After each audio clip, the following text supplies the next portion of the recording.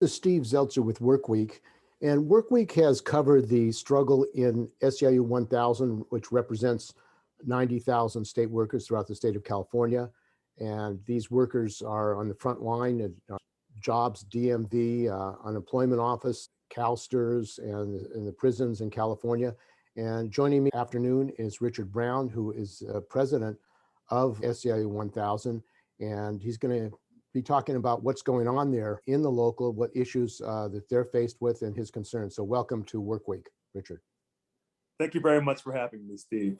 So Richard, first of all, let's talk about this COVID pandemic, which is affecting workers, including state workers throughout California, and the kind of craziness that's going on, masks, no masks, Right. the pandemic, and how it's affecting frontline workers and state workers who are needed to keep California going. Well, first of all, Steve, thanks for having me on this Saturday. Boy, we're in a hot situation right now with this COVID. As everyone knows, the state of California sent out a letter on July 26th saying that you would have to show your vaccination card or be subjected to COVID testing once to twice a week. And this has caused a great panic in the state of California. In Local 1000, we are enforcing our contract. We were never given a 30-day meet and confer to discuss this situation. This current governor had over 18 months to contact us to figure out how we can make the workplace safer. And we can start by saying he had 18 months to work with us to establish a permanent telework plan for all state agencies, one standardized plan that people would be able to work from home, and we wouldn't even be faced with this COVID situation right now if he had established a permanent teleworking plan, and not just with Local 1000, but with the other 11 public sector unions as well. All of this could have been prevented. Did you request that that he and his executive agencies make these arrangements with the union or discuss with the union? It seems rather strange that for a so-called pro-labor governor that he wouldn't want to consult with the unions that represent the workers in the state of California. This current governor has ignored Local 1000 since I've taken office on June 30th. I have reached out to him repeatedly through the front door and through the back door, and he has been too busy, too occupied, and basically this is a reflection of his leadership behavior. The people that he should be working with, he doesn't want to work with, but yet he parades around, giving out these vaccination lottery giveaways and vaccination dream getaways. He goes to the fires up north, stating that he's trying to help the people, but yet in the same hand, he won't establish permanent telecommuting. He will not stop himself from closing the Lassen prison, the California Correctional Center. And so he has basically run amok throughout since his leadership began. And he's ignored people. And many people are really upset with him because when he was telling us last year to stay home and to be safe, he was at the French Laundry with his lobbyist friends enjoying the evening. And this is what he is. This is a reflection again of his leadership. He ignores the people he should be working with, and he's only, occupied with himself. You talked about the prison that is threatened with being closed.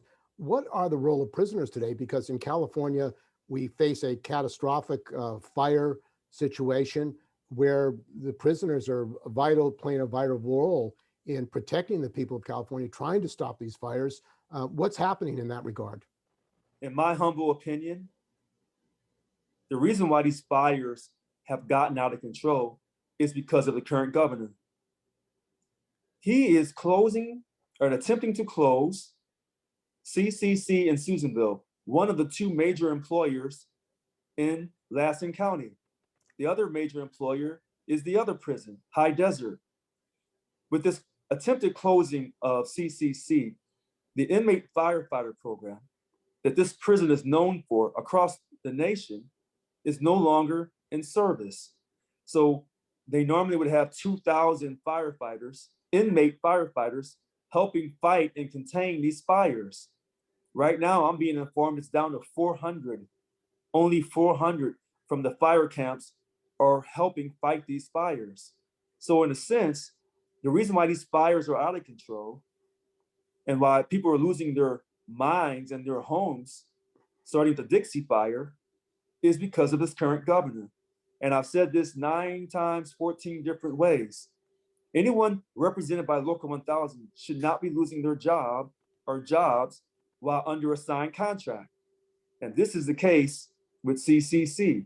And many people will point out that this prison can close and these people can move to other prisons. Not so fast. It's not that easy. When you close this prison that this current governor is trying to do, you're basically destroying small towns and you will destroy Lassen County. And there's no reason for this. This prison has operated in the black since its very beginning, and it's produced amazing firefighters from inmates who oftentimes go on to work once they come out of prison to work for the state of California.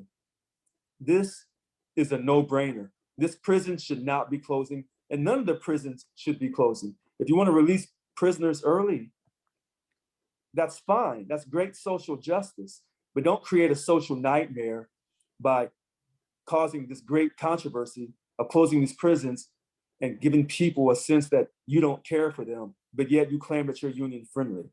Also, the dangers of COVID. Could COVID contamination among your members have been prevented if the governor had worked with the union? How would that have happened? You know, I don't want to predict the future. What I'll simply say is he had 18 months to establish a permanent telework plan. And if he had did that, working with not just Local 1000, but the other local unions as well, we would not, quote, in my opinion, be worried about showing our vaccination card or be asking people to be subjected to the COVID test. And many of our people have strong religious beliefs that are being violated. And not only that, if he had worked with us and established a permanent teleworking plan, then these agencies wouldn't be running rogue and trying to intimidate and scare people into taking the vaccination. Recently, the California Department of Public Health said that all healthcare workers had to be vaccinated. We want to be safe in our great country and in our union and in this state. But to mandate and force people to do certain things that goes against their religious beliefs, or maybe even their philosophical beliefs, this is wrong. In this country, we must protect people's religious freedoms along with their personal freedoms. This current governor could have prevented all of this from happening. But again, this is a reflection that he's only worried about himself and he's not worried about anyone else. Department of Public Health, Cal OSHA, there are a lot of agencies that are job and responsibility is to protect the public health. Has he beefed up the number of staff on these agencies to protect the health and safety of not just state workers, but all workers in California? Speed, not to my knowledge. The only thing he's beefed up is the controversy and the headache and the heartache and the angry feelings among people about his leadership. And listen, we don't have to agree on this COVID. This, like I said, this is a hot button issue. But this current governor could have prevented a lot of this hysteria by simply working with the unions, particularly with Local 1000, since we're the largest. But he has refused to talk to me. And many people say, well, you know, Richard, you've been mean to him.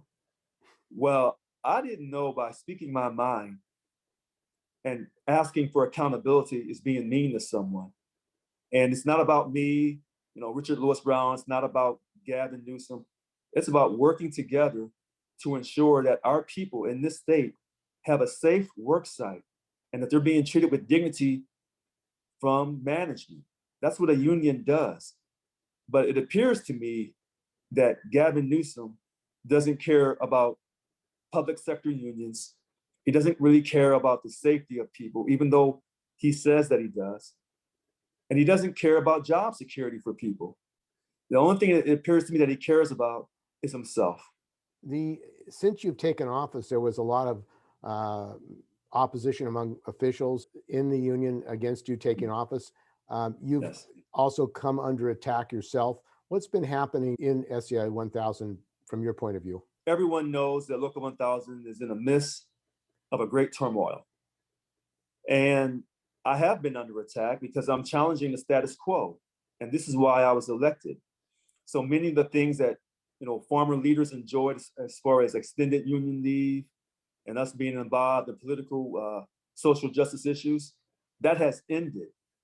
In fact, recently, I'll give you the exact date, August 10th, two of our leaders, former DLC 786 President Anna Taylor and her vice president, her mother, Theresa Taylor, who's the vice president on the Calpers board, made some very strong racist, homophobic, sexist statements about me when they were asked to participate in the upcoming rally for Lassen County on August 27th, at the west side of the Capitol between 10 and 1 p.m. They were asked, could you support this? Would you come to the rally to fight for the people in Lassen County at CCC? And also to help us enforce our contract, our union rights rally. And also help us fight against this initiative to ban public sector unions in the November ballot, in 2022.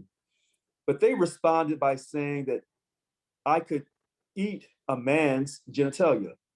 That's what Anna said. And where did she learn her behavior from? Her mother, Theresa, who told the Local 1000 staff person that I could suck a man's genitalia.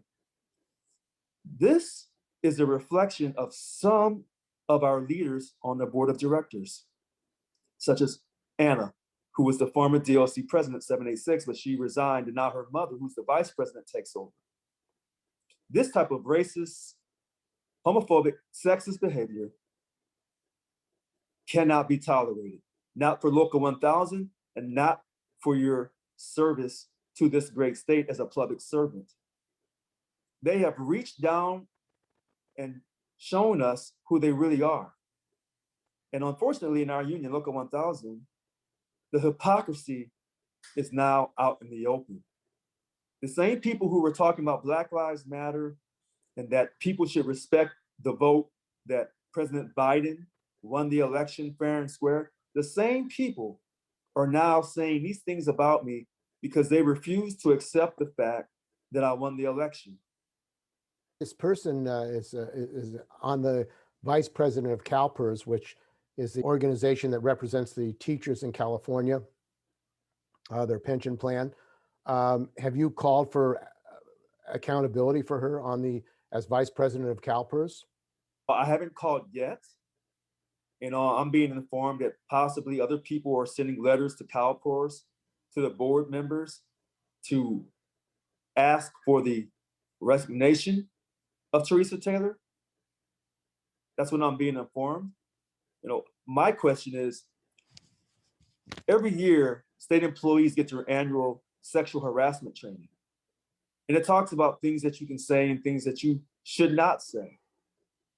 And so people are saying that the words that Anna and her mother, Theresa Taylor, said, well, they didn't say it in the workplace. But as leaders, elected leaders in Local 1000, they must be held accountable. But even when you're not at work as a public servant in the state of California, you cannot say certain things. You will be held accountable.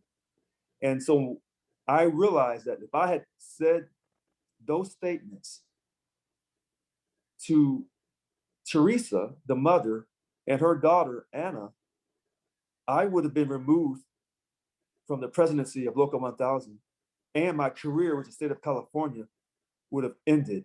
And I probably would have had to fight and hire lawyers to ensure I got my pension. This is the type of double standard and the type of racism in America that still exists today in our great country. And I still love this country and I will still die for this country. But at a certain point, in order for me to get things done in Local 1000 as its president, there must be a level of respect.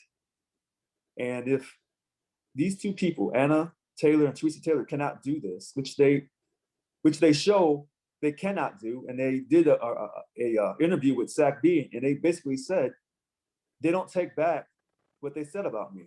They refuse to apologize and that they would do it again because they're trying to create this narrative that I'm trying to destroy the union by working with the Freedom Foundation, which is an absolute lie.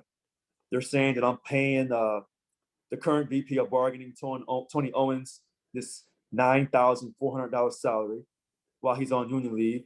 That's a lie. They're saying that I won't conduct the SBAC meetings. That's a lie. We have SBAC scheduled for December 11th and 12th. They're saying that I won't have board meetings. That's a lie. We'll have a board meeting later this year, most likely in December.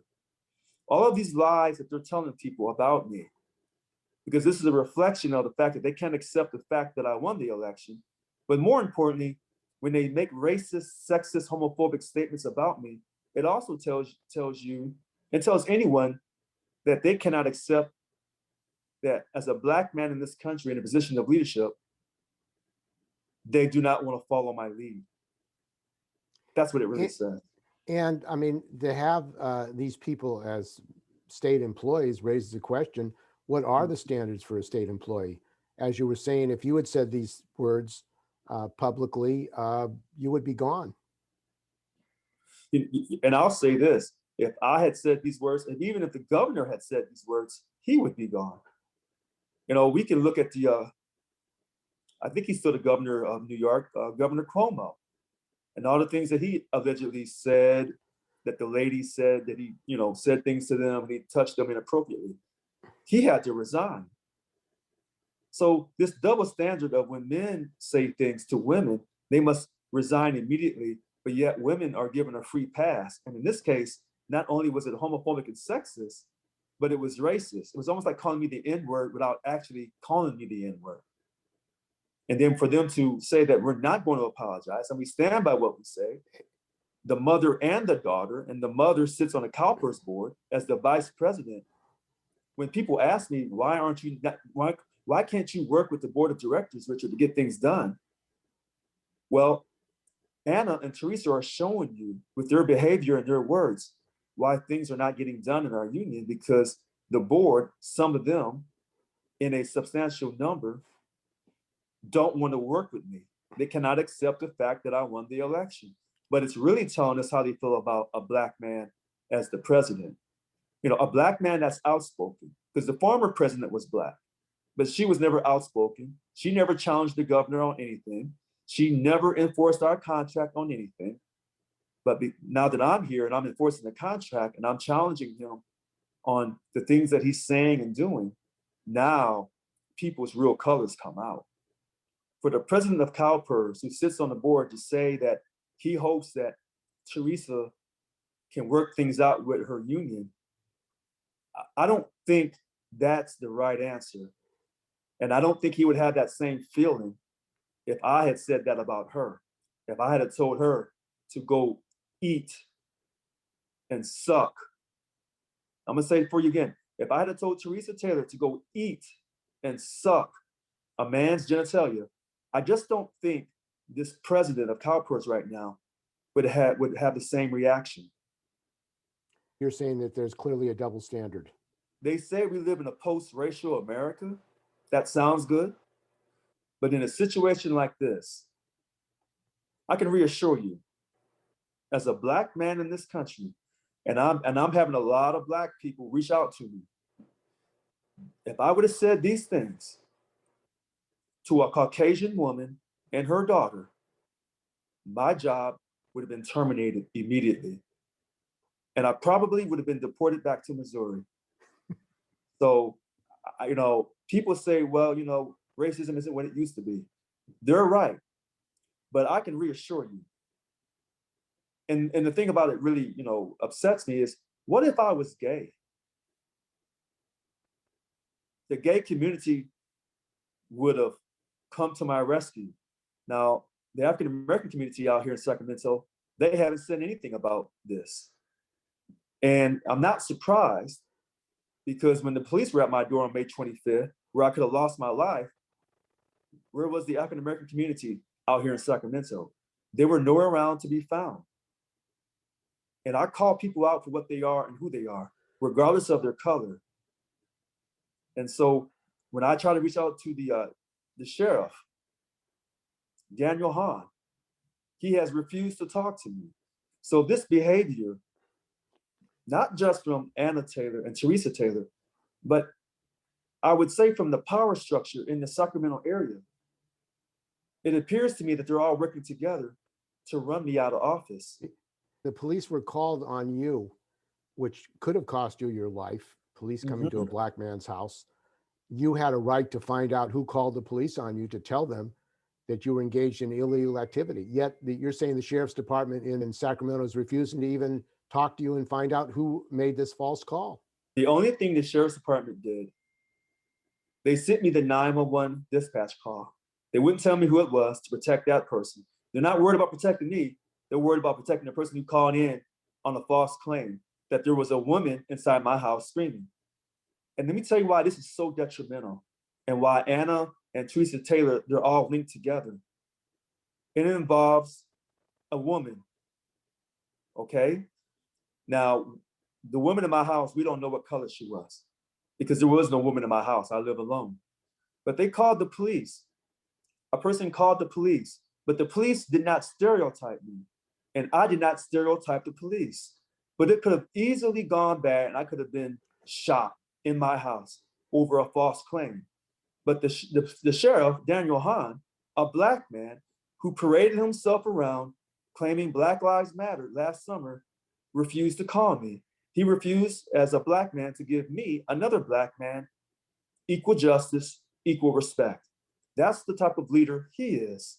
But now he tied into Anna and Theresa Taylor, two Caucasian women who said, eat and suck a man's genitalia. That was racist. That would have cost me my life in the old days. So our country has made progress, but I want people to realize something when they're doing their history lesson and not just marching with Black Lives Matter. The Emmett Till situation in Mississippi that sparked the civil rights movement off the claim that, quote, he either made a passing remark or he flirted or he whistled at a white woman who later reclaimed her story. He lost his life. And then we go to Tulsa, Oklahoma, Black Wall Street, because the teenager, a black man, a young black man, I think he's a shoe shiner, a woman claimed that he made a pass at her. That was a lie. But they burned down the entire Black Wall Street. Black people who were financially working together in peaceful unity. They burnt that part of Tulsa down. And then finally, it touches home to my own personal life. You know, my second great uncle, Erastus Brown, was lynched July 10th, 1897. Let me say it for you again. Erastus Brown, lynched outside of Union, Missouri, July 10th, 1897. Why was he lynched? Because they said he raped a white woman. My family doesn't like to talk about it. I embrace the pain. It's part of my family tree. I don't run from it, but I can learn from it. Does that mean that I'm prejudiced against all white people? No. Does it mean I'm prejudiced against any white people? No. Does that mean that I wouldn't date a white woman? No. But I still have my dignity and respect for myself. And I'm reminded of the past, and I study the past so I can prepare myself here in the present to reach the future. What they said, Anna and Theresa Taylor, is racist, it's homophobic, it's sexist, and it shows you that, quote, white women in this country have privilege. They exercise their privilege, fair enough. But as a black man, I am fighting for my life while I lead Local 1000 against all the odds. And I'm not going to stop fighting. I am not angry. I am passionate and I am determined. And I am not distracted by these two ladies. I can do multiple things at the same time, such as have their rally on August 27th between 10 and 1 on the west side of the Capitol for Lansing County and to ensure that people know that for the first time in Local 1000 history, you have a labor leader, and this is before Labor Day, a labor leader that will enforce the contract. I want to thank you very much for joining us. We've been talking with Richard Davis Brown. He's president of SEIU 1000. He's talking about some attacks made on him and the issues of COVID and fighting to protect the members and to protect the firefighters who have been prisoners but are helping to save California. So thanks for joining us on Work Week, Richard. Thank you for having me, Steve. I'm always thrilled when I get a chance to come on and talk to a real journalist. Thank you so much.